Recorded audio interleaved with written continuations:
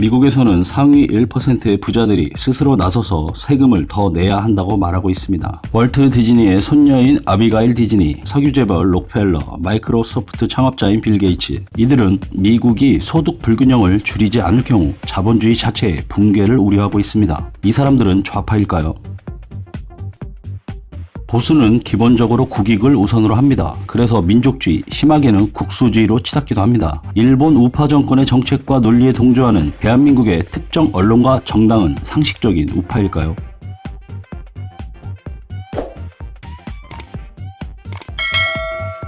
혁명은 가난한 사람들이 일으키지 않는다. 부유해진 사람들이 자신의 실력이 무시되고 멸시당한다고 느낄 때 보순된 제도를 타도하기 위해 혁명을 일으킨다. 정치 세력을 좌파와 우파로 나누는 것은 1789년 프랑스 혁명 때 생겼습니다. 혁명 후 소집된 국민의회에서 의장석을 기준으로 오른쪽에 왕당파, 왼쪽에는 공화파의 자리를 배치합니다. 이후 공화파가 왕당파를 타도한 뒤 소집된 국민공회에서 오른쪽에 온건한 세력인 지롱두파, 왼쪽에는 급진 세력인 자쿠뱅파가 앉게 됩니다. 이후 우파는 대체로 온건한 점진적 개혁 세력, 좌파는 급진적인 개혁 세력을 부르는 말로 통용됩니다. 지롱두파와 자쿠뱅파는 왕정의 폐지와 공화정의 실현이라는 공통의 목표를 갖고 있었지만 지롱두파는 부유한 지주, 부르주아로 개인의 자유와 사유 재산을 우선시하고 자쿠뱅파는 하층민을 대변하며 공동체와 사회적 불평등 해소를 우선으로 합니다. 농민에게 토지를 무상 분배하고 서구 최초로 노예제 폐지를 결의합니다.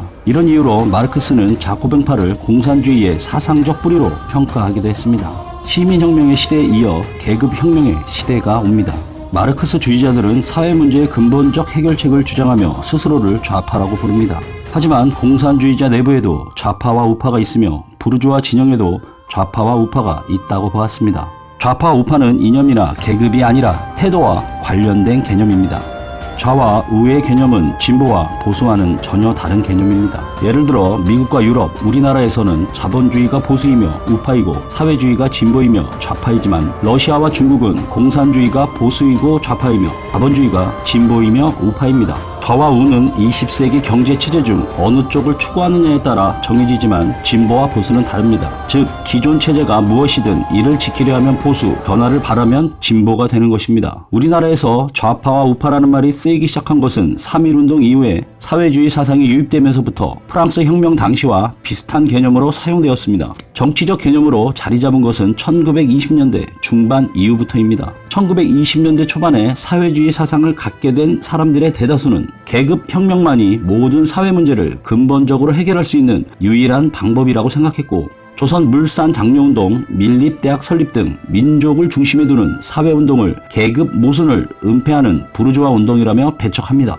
그러나 제국주의 타도라는 국제공산주의 운동의 흐름에 따라 민족주의 진영에서 협력할 부류와 배척할 부류를 나누기 시작합니다. 그래서 대표적인 좌우 합작 단체인 신간회가 조직되기도 합니다. 3.1운동 이후 민족주의자 일부는 자치 능력과 경제력을 키우는 것이 독립의 전제이며 실력을 키우기 위해서는 조직적 훈련이 필요하고 조직을 유지하기 위해서는 일본을 적대하지 말아야 한다고 주장합니다. 이런 부류를 타협파, 개량주의자, 우파 등으로 불렀습니다. 반면 독립을 우선적으로 주장하는 사람들은 일본의 감시와 통제 하에서 독립할 능력을 기른다는 것은 불가능하다고 생각했습니다. 이런 부류를 비타협파, 좌파로 불렀습니다. 이후 민족주의를 좌파와 우파로 나누는 것은 일반적인 개념이 되었습니다. 사회주의자들은 흔히 좌익이라고 불렀고 중일전쟁 이후 내선 일체를 내세운 일제의 민족 말살 정책이 본격화되면서 민족주의 우파는 자기 논리를 극복하지 못하고 친일파가 되었습니다. 그런데 사회주의자와 민족주의 좌파 중에서도 일제의 압력에 못 이겨 친일파가 되는 사람도 생겨났습니다. 해방 이후 정치 세력으로 친일파는 존재할 이유가 없게 되지만 친일의 논리는 사라지지 않고 일제강점 말기 조선인들에게 이름, 역사, 언어 등을 모두 버리고 철저한 일본인이 되라고 요구했던 친일파들은 애국을 명분으로 삼아 정치 무대에 등장하게 됩니다.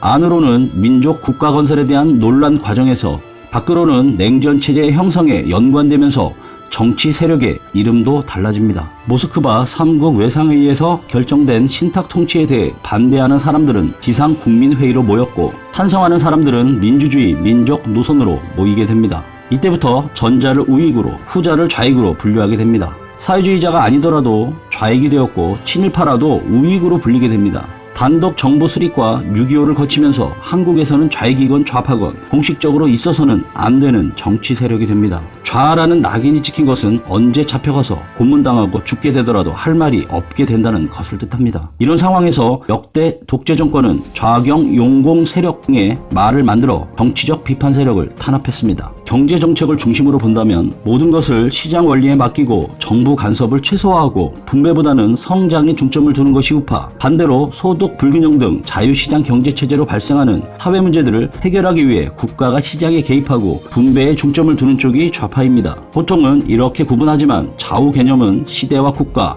사회 문제에 따라 다르게 쓰이는 상대적 개념입니다. 박정희 시절 국가 주도형 경제 정책이나 의료보험 등은 좌파 정책이고, 김대중 노무현 시절 민영화나 고용 유연화 정책들은 우파의 정책입니다. 이렇듯 사회 경제 정책들은 상황과 여건에 따라 취해지기 마련입니다. 주류 우파인 미래통합당에서 좌파 정책이라며 공격하는 문재인 정부의 소득 주도 성장 정책은 근로자의 임금과 가계소득이 늘어나면 소비도 늘어나 경제 성장이 이루어진다는 분수 효과의 한 정책입니다. 미래통합당에서 주장하는 신자유주의는 대기업 고소득층의 소득이 늘어나면 더 많은 투자가 이루어져 저소득층에게 혜택이 돌아간다는 이른바 낙수 효과는 우리나라가 70년대에서 90년대에 이르는 고성장 시대에 적합한 논리로 긍정적 부분도 있었지만 재벌 독식 구조와 중산층 붕괴 등 현재와 같은 저성장 시대에는 부작용이 더 클 수 있습니다. 현재 우리나라는 상위 소득 10% 계층이 전체 소득의 절반 가까이를 차지할 만큼 소득이 편중되어 있고, 소득 재분배를 통한 지니계수의 개선율은 전 세계 최하위 수준입니다. 대한민국 사회에서 빨갱이라는 프레임이 왜 자꾸 이용되는 걸까요? 2003년 당시 한나라당 서청원 대표가 노무현 당선자 정부를 좌파 정권으로 규정하여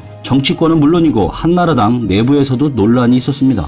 이는 6.25 전쟁 이후 한국인들 의식 속에 자리 잡은 좌라는 글자에 대한 적대감을 이용하려는 언어 전술이었습니다. 프랑스 국민공회의 예처럼 공화국에서는 우파와 좌파는 개혁 속도와 방법론의 차이에 따라 구분되는 것입니다. 반개혁 세력은 반개혁 세력일 뿐 우파도 좌파도 아닙니다. 대한민국에 과연 정권을 잡으면 빨갱이 나라가 돼버린다는 좌파 정권이 들어선 적이 있습니까? 지금 우파라 불리는 세력은 과연 우파일까요?